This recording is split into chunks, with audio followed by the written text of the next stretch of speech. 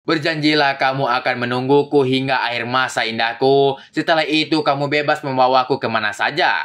Jawab Ning Isma, suaranya seperti datang dari jauh membuat Baharudin terpaku menatap wajah Ning Isma yang berubah menjadi Ning Sara.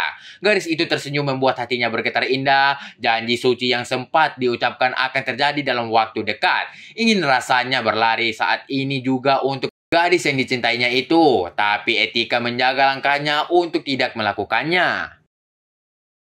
Din, kenapa diam? Apakah janji yang aku pinta terlalu berat sehingga kamu tidak bisa menyanggupinya? Din, tanya Ning Isma menyadarkan Baharudin yang terpaku seribu bahasa. Dia menatap tajam wajah Baharudin penuh selidik. Rasa was-was membuatnya gelisah apakah pemuda ini akan pergi meninggalkannya seperti halnya almarhum suaminya.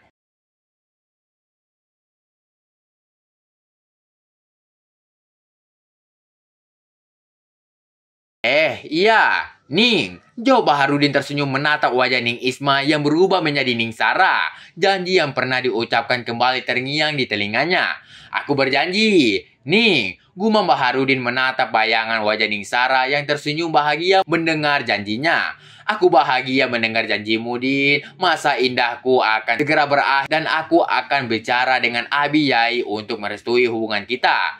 Assalamualaikum. Ning Isma berjalan meninggalkan Baharudin yang tersadar dengan apa yang baru saja diucapkannya. Janji yang baru saja diucapkan bukan untuk Ning Isma tapi untuk Ning Sara.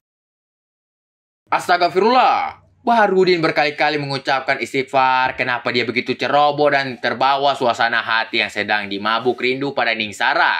Sehingga tidak menyadari yang dihadapinya adalah Ning Isma.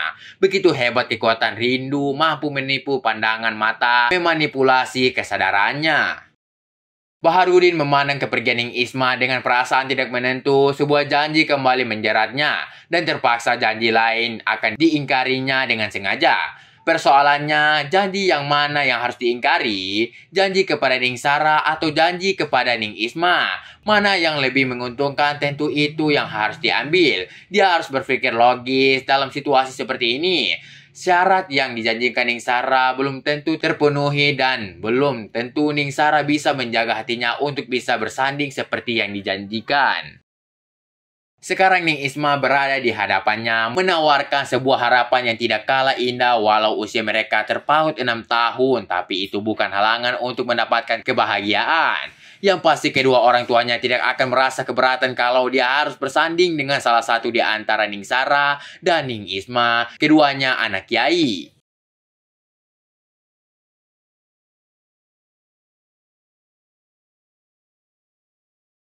Setelah mengambil keputusan itu, Baharudin kembali ke kamarnya yang sepi karena semua santri sedang sibuk di kelas mengikuti pelajaran yang diberikan oleh para kiai dengan keahliannya masing-masing. Semua hampir 2 minggu Baharudin tidak mengikuti semua pelajaran di kelas. Jiwanya hampa sejak kepergian Ning Sara. Baharudin melihat ke arah kitab kuning di atas lemari kecilnya dengan posisi terbuka. Hafalan yang seharusnya menjadi syarat yang diajukan Ning Sara sama sekali tidak mampu dihafalnya.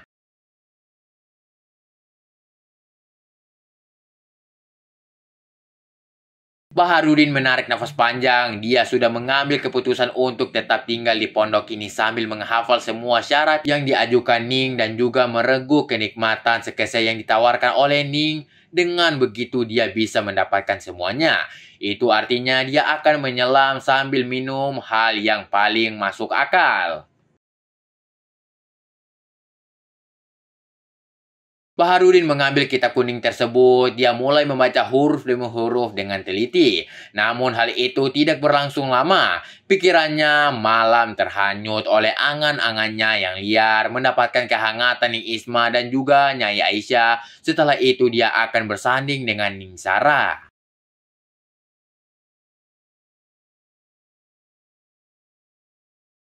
Ada apa, Din? Kelihatannya kamu asik melamun. Tepukan lembut Kang Somas menyadarkan Baharudin dari lamunan panjangnya. Baharudin menoleh dengan wajah tersipu malu. Perlahan dia menutup kitab kuning yang sejak tadi berada di pangkuan tanpa dibacanya. Hafalannya kembali buyar dan hal itu yang selalu terjadi padanya. Dia selalu gagal menghafal bait demi bait dari kitab kuning. Baharudin tidak pernah menyadari kesalahannya sehingga selalu gagal.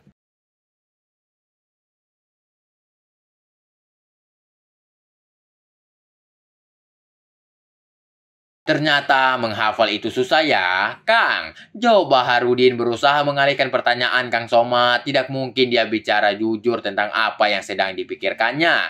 Dia berani menatap wajah Kang Somad, takut semua isi hati dan pikirannya terbaca oleh Kang Somad.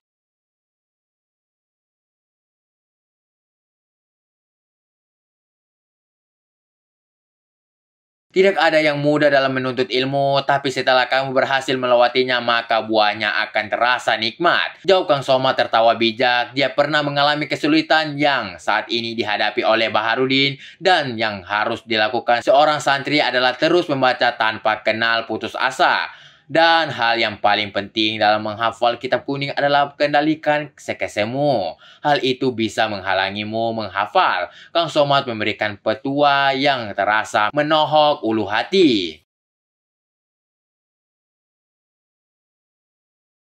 Insya Allah aku akan terus berusaha sehingga bisa menghafal bait demi bait dalam kitab. Minta doanya Kang. Jawab Baharudin, dia meraih tangan Kang Somad dan menciumnya dengan takjim sebelum berusaha menyembunyikan isi hatinya.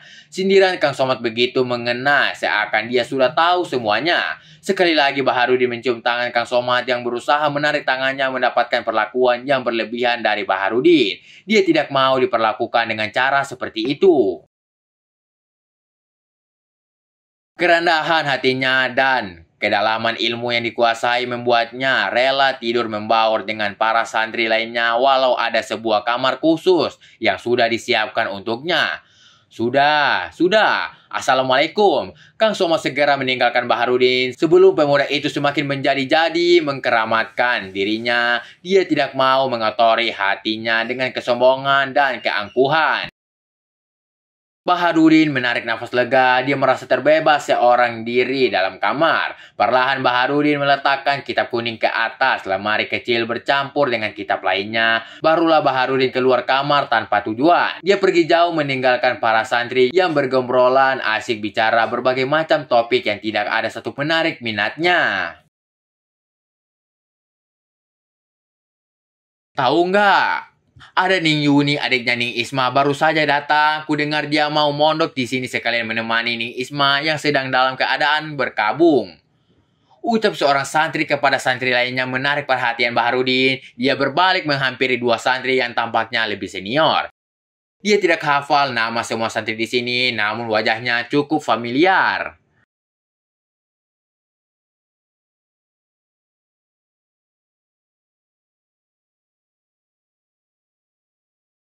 Kamu kata siapa? Mat, tanya santri teman bicaranya tertarik dan semua santri pasti akan tertarik dengan topik tentang anak gadis Yai. Semua santri pasti akan berlomba mencari tahu tentang para Ning dan berharap Ketiban Pulung menjadi anak mantu Kiai.